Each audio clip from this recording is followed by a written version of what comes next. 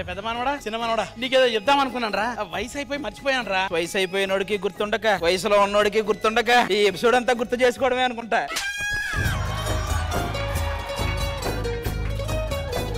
మన ముగ్గురం ఎప్పుడు ఇట్లనే కలిసి ఉంటే ఇలాగే ఒక ముగ్గురు ఎప్పుడు కలిసి ఉందాం అన్నారు. ఒకడు గాలోడు అన్నాడు, ఇంకోటి రాజు యాదవ్ అన్నాడు, ఇంకోటి శ్రీదేవి డ్రామా కంపెనీ అంటున్నారు. అలాగే ఉంటది కష్టం. అరే నా సంగతి పక్కన పెట్టండి రా. మీ ఇద్దరు ఎప్పుడు కలిసి ఉండి అందరూ చూస్తుంటే చాలా బాగుంటారు. ఇది కూడా చెప్పారు మీ ఇద్దరు ఎప్పుడు కలిసి ఉండమని. ఒకడు ఎపిసోడ్ కేసారు, ఇంకొకటి ఇంకో ఎపిసోడ్ కేసారు. ఎరా నా షర్ట్ జేబులోకి 500 తీసావా? లేదు, నీ ప్యాంట్ జేబులోనే పెట్టా. పాయింట్ లేదు. అదే నేనే వేసుకెళ్ళా నిన్న. అంటే 500 తీసావా నువ్వు? 500 తీసావా? 500 తీసావా జేబులోకి? అన్నయ్య ఇదిగో 500. అంటే భయపడివ్వలేదు నీ పర్ఫార్మెన్స్ కి. ఎందుకు మొత్తం నీకు అంతే 60,000 కదా ఇచ్చేది. 500 పోతే ఇంకా 59,500 పర్ఫార్మెన్స్ చేయాలి నువ్వు ఎపిసోడ్ లో. ఎప్పుడు పైసలు నేనారా? ఇలా నా పింఛన్ పైసలు వస్తాయి, శ్రీదేవి డ్రామా కంపెనీ పైసలు వస్తాయి. పింఛన్ పైసలు నేను పెట్టుకుంటా, శ్రీదేవి డ్రామా కంపెనీ పైసలు నీకు ఇస్తాను. వద్దొద్దు, పింఛన్ పైసలు మాకిచ్చి శ్రీదేవి డ్రామా కంపెనీ పైసలు నువ్వు పెట్టుకో. నాకెందుకు ఇవే ఒక 500 ఎక్కువ వస్తాయి అనిపిస్తుంది. అది కాదురా, మనం ఎప్పుడు ఇట్లా కలిసి ఉండి చాలా మంచిగా ఉంటదిరా. పోయాక ముసలోడు ఏం బతికాడరా అంటారు. సరిగా చేయకపోతే ముసలోడిది ఏం బతుకో అంటారు. ఏంద్రా మొత్తం పిచ్చ చేస్తున్నాం? ఊర్లో కూడా మొత్తం ఇజ్జత్ లేకుండా చేసినావు. మనం పంపు సెట్ గా లక్ష్మమ్మ చేయబట్టుకున్నావు అంట. నీకెవరు చెప్పారు? లక్ష్మమ్మ చెప్పింది. 500 ఇచ్చాను దానికి చెప్పొద్దని. 500 ఇచ్చాను దానికి చెప్పొద్దని. నన్ను చూస్తావేంటి? నువ్వేమో తక్కువ తిన్నావా? నువ్వు రాజమ్మ చేయబట్టుకున్నావు అంట. దాన్ని నేను 500 ఇచ్చాగా అన్న. ఇందాక 500 ఇచ్చా కదా. ఇవి ఈ డైలాగ్ ఇది కాదు. అప్పుడే 500 పర్ఫార్మెన్స్ లాక్కోవాల్సి వచ్చింది ఏంటో. ఇగో నువ్వు మా ఇంటికి పెద్ద లెక్క. మరి నువ్వు ఎపిసోడ్కి పెద్ద బొక్క. మీ ఇద్దరికి మంచి చక్కనైన పిల్లలతో పెళ్లి చేసిన కదరా. చక్కనైన పిల్లాలా? ఒక్కసారి వాళ్ళు వచ్చాక చూడు. ఒకసారి పిలిపియను రాళ్ళని కూడా. ఏవే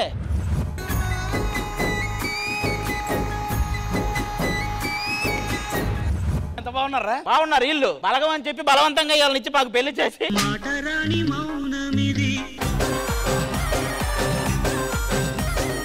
అరే ఇవన్నీ కాదు కానీ సంవత్సరం తిరిగే లోపు నా చేతిలో ఒక మన్మని పెట్టండి రా. సంవత్సరం తిరిగే లోపు నేను దడా దడా దడా. ఏంది దడా? తలుపు గడియ పెట్టమని దడదడలు ఆడతావు. దడా దడా దడా అని దించుతావు నువ్వు. ఆయన సంగతి నాకు సంబంధం లేదు. నేను మాత్రం దడా దడా దడా. చెప్పింది పంచుల గురించి కాదు. టైం ఉందా? టైం పట్టిద్దా? అరే ఆ పూజలో పునస్కారాలు చేసి పిల్లలు కానంటారా? పూజలు చేస్తే కాదు తాతయ్య, మనం పుష్పాలెక్క 5,000 పూజ 10,000 పూజ అలాంటివి చేస్తే పిల్లలు వస్తారు. ఆ పూజనే చేయరా? అంత కాస్ట్లీ పూజలు నా వల్ల కాదే. ఆగమాగం చేస్తే పిల్లలు పుట్టరు. ఎంత ఆగవాగం చేసినా అంత యోగం లేదులే నాకు. ఏందే అందరు నన్నే అంటారు, నువ్వు అంటావు, భర్తలు నన్నే అంటారు, ఈడు నన్నే అంటాడు, తాత నన్నే అంటాడు. మీ అందరికీ నేను ఎట్లా అనిపిస్తున్నా? ఇగో 500 తీసుకో. మళ్ళీ కొట్టావుగా.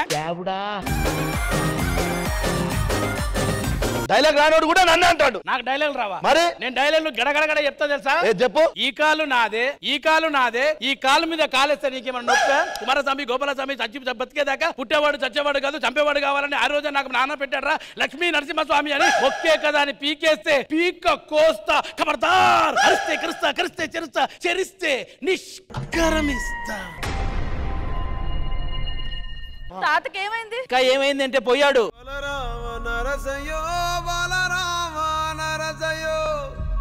అంతలోనే అందరాని దూరం వెళ్ళిపోతివో బలరామ నరసయో. అగాగో నిజంగా పోయేలా ఉన్నాడు. అప్పుడే పోయినావా తాత?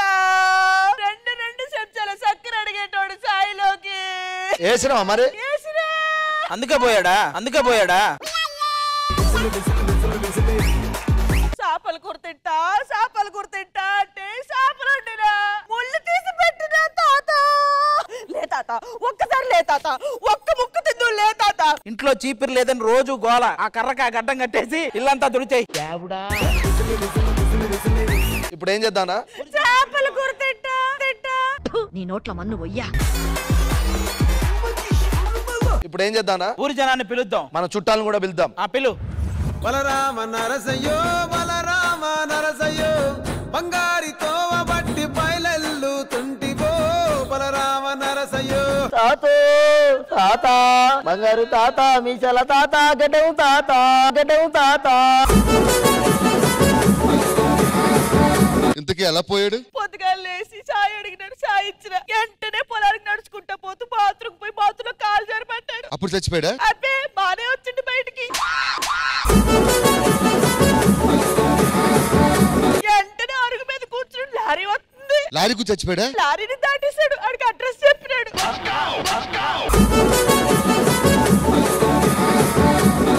రాజమ్మ వచ్చింది. వస్తే రాజమ్మ వచ్చినాక ఏం చెప్పట్టు. అప్పుడు పోయాడా రాజమ్మతో? లేదు లేదు లేదు లేదు. ఆ రాజమ్మ చూసుడు ఇడు నవ్వుడు, చూసుడు నవ్వుడు. చూసుడు నవ్వుడు కాదు, సస్యాడు ఎప్పుడు చెప్పు. అదే పొద్దుగా లేగా చాయ్ ఇచ్చిన చాయ్ ఇచ్చిన ఊరికొచ్చేస్తుంది. పొద్దున లేచాడు, ముంతొట్టుకెళ్ళాడు. ఇవి కాదు, ముంతొట్టుకెళ్ళి వచ్చాడు, ముంతొట్టుకెళ్ళి వచ్చాడు.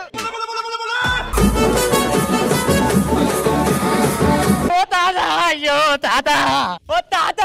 ఏమండి అంతలా ఏడుస్తున్నాడు? ఆడు ఆయన మనవడా? లేదు. ఫ్రెండా?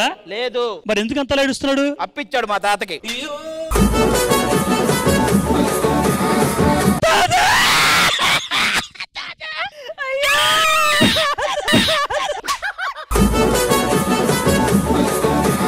ఏమా ఎలా పోయాడు? పొద్దుగా లేచి సాయి అడిగితే ఒకటి సాయి ఇచ్చిన సాయి పత్త సరిపోలేదని షాప్కి వెళ్ళొస్తుంటే మాత్రకి పోయిండు. అప్పుడు పోయాడా? మాత్రంలో పోలే, అది పోయిండు, అది పోయిండు. అసలు ఎలా పోయాడు? ఇదే వాడికి కూడా చెప్పింది పోయాడు. ఇదే వాడికి కూడా చెప్పింది పోయాడు. పొద్దున్న నుంచి ఏడుతున్నావు, ఇంత బుక్కడు కూడు తిను. నాకొద్దు, తినే. నాకొద్దు. ఏ ఎందుకు తిన్నావు? ఏ నాకు దొండకాయ కొన్ని నచ్చది. ఆడ చికెన్ బొక్కలు వేసుకుంటారా, వేసుకుంటారా.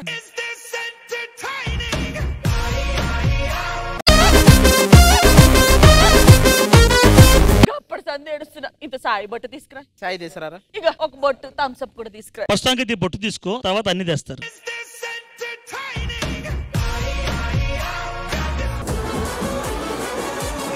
అందరూ ఏడుస్తున్నారు, నువ్వు ఏడవట్లేదేంటి భయ్యా? నేను ఏడవను. ఏ అట్ట అయ్యాను. దేనికి? మొన్న భీమవరం వెళ్ళాను, ఆడికి చెప్పెళ్ళాను. ఆడు పోయాడు, నాకు చెప్పెళ్ళాడా? నాకు చెప్పెళ్ళాడా? తాత దగ్గర క్లాస్మేట్ వచ్చాడు. తాత ఎలా పోయాడమ్మా? తాత ఎలా పోయాడని తాతయ్య అడిగితే మేమేం చెప్తాం? నేను ఇందా నుంచి తాత ఎలా పోయాడు, తాత ఎలా పోయాడు అని అడుగుతలా. నాకు తెలిసి ఎట్ట పోయినాడు. ఎట్లా పోయాడు? ఎట్ట పోయినాడు. సరే సరే, ఇంకా ఆలస్యం చేయొద్దు, శవాన్ని తీసేద్దాం. లేకండమ్మా అలా కొనసాగు. నేను తెస్తానుంది శవాన్ని, నిన్ను కాదు. లేపండి. బలరామ నరసయ్యో బలరామ నరసయ్యో బంగారి తోవ బట్టి బయలెల్లుతుంటివో బలరామ నరసయ్యో బలరామ నరసయ్యో బలరామ నరసయ్యో పాదంటు లేని సోటు ఎదుకుంటబోతివో బలరామ నరసయ్యో. తాత పోయాడు, నువ్వు కూడా పోతా? ఆగుతావు 2 నిమిషాలు? ఎవరమ్మా మాస్టర్? ఎవరమ్మా? సుక్కల్లాంటి సుక్కల్లో ఏగు సుక్క నువ్వయ్యి మా కండ్ల ముందే ఉంటావు మా బాబు కొమురయ్యా. దండం పెట్టుకోండి అందరూ.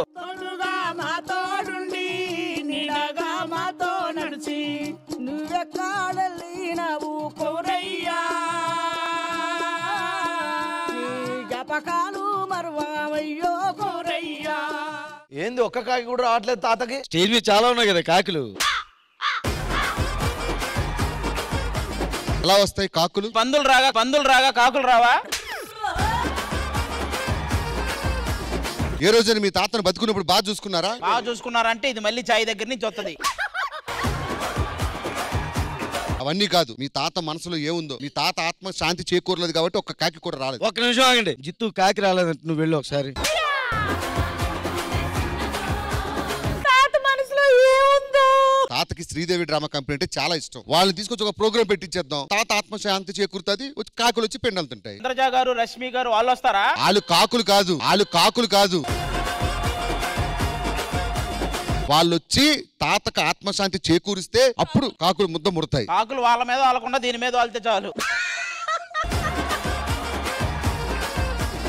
ఒక్క నిమిషం ఫోన్ చేస్తాను. Hello Sridevi drama company.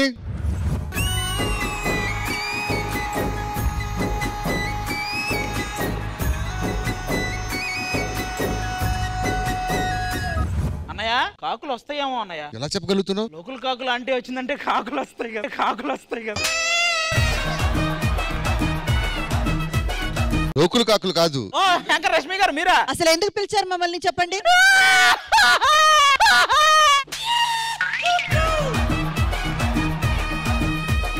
ఏమైందమ్మా? నువ్వు ఏడదాకా వచ్చింది కాకిని ఏడుపుకు పోయింది మళ్ళీ ఏడుపుకు పోయింది మళ్ళీ. అయ్యి బాబు అయ్యి బాబు. రోజు నా దగ్గరికి వచ్చి చాయ్ తాగేటోడు, రెండు చెంచాల చక్కెర అడిగేటోడు. కాకియా? మా తాతయ్య. మమ్మల్ని ఎందుకు పిలిచారు? వీళ్ళ తాతగారు చనిపోయారు, 5 రోజులకి ముద్ద పెట్టారు. అది వచ్చి కాకులు తినాలి కానీ తినట్లేదు. మమ్మల్ని ఎందుకు పిలిపించారు? మిమ్మల్ని తినమని కాదండి బాబు, మిమ్మల్ని తినమని కాదండి బాబు.